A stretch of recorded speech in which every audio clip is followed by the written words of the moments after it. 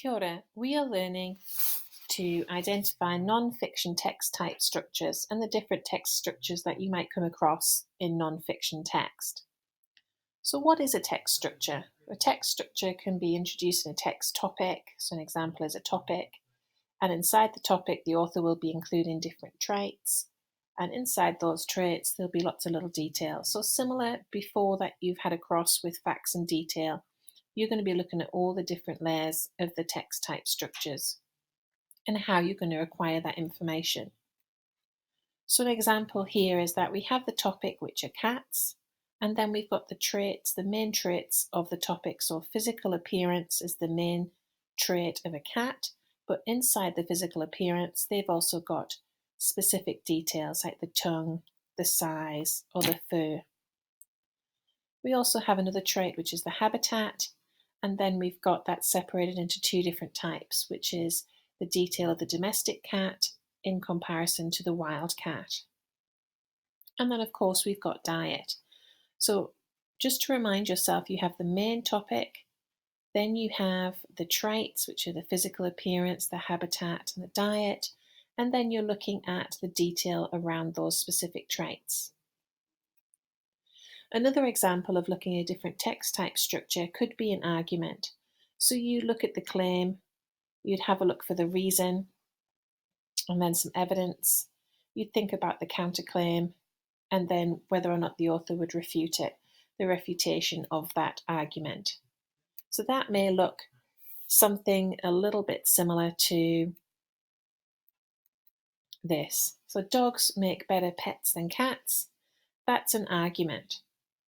Now, if we look back at the graphic organizer that they used, underneath the claim was the reason. So we look back and we've got the main three reasons are that they're claiming that dogs are more affectionate, that dogs are more fun, and dogs are better protectors. And then, do you remember what this little section here was? So this section here was the evidence.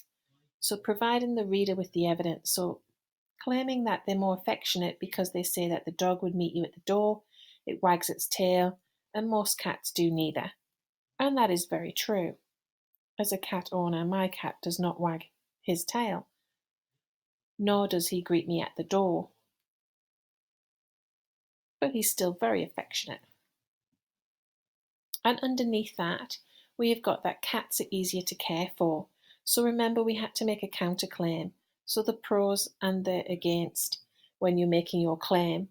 Well, cats are much easier to care for. And the affectionate, fun, and protection, they make up for it, and relationships require some work. So that is the author refuting it. Now, it has been proven that setting the information out into a graphic organizer that is compatible with where your brain thinks and looks, that students store a lot more information, and you would tackle looking at a non-fiction text very different to the way you would tackle reading a novel. So this is just reminding you that these are the types of information you're going to come across, and this helps your brain store the information to be able to pull that back out and show that you've comprehended and understood that non-fiction text.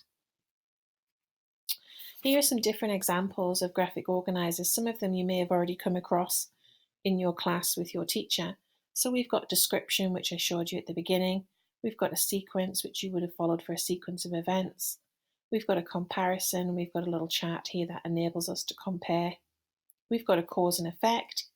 So this was the cause, and right the way down this then had an effect. We also have the problem and solution. So you probably be more comfortable with the problem and solution because you would have come across that during your speech writing. You'd have posed a problem, based your argument, put the pros, for and against, and then you'd have come to a conclusion and a solution for your problem. And the argument was the example that I just showed there. Looking at this information and text table, it gives us in brief a breakdown of the different types of structure for nonfiction, tells us a description of it, some brief examples, but the main focus that I'm interested in and that I'd like you to have a look at is the use of the signal words.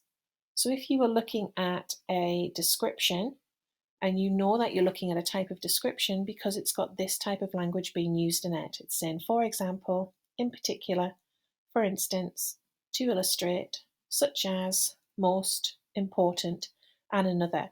So these are all starting points in the sentences that enable you to think, ah, yes, I know that non-fiction text type is a description. So ways to help you learn from different text structures and be able to identify them when you're reading your non-fiction text is using a graphic organizer. Map out the structure yourself. It's always easier if you use a structure that you're familiar with or that you prefer rather than using a template that's given to you. Look at the description text structures and identify the signal words. Looking at the way that the sentences are starting, does that say to you, ah, yes, I'm looking at a descriptive non-fiction text type? With practice, this will become much easier for you. So I've given you a sample of text which is based on non-fiction and it's based on a topic. Inside the topic, you should be able to identify some traits, and underneath the traits, I want you to be able to identify the descriptive detail. So that's what I want you to bring down to the workshop before you go on and look at your next non-fiction text. So just a reminder, flick back through the video, pause where you need to, but this would be a really good example of the graphic organizer that I'd expect you to be using when breaking down the content descriptive detail from the text structure of that penguin text that I've just given you. Until next time.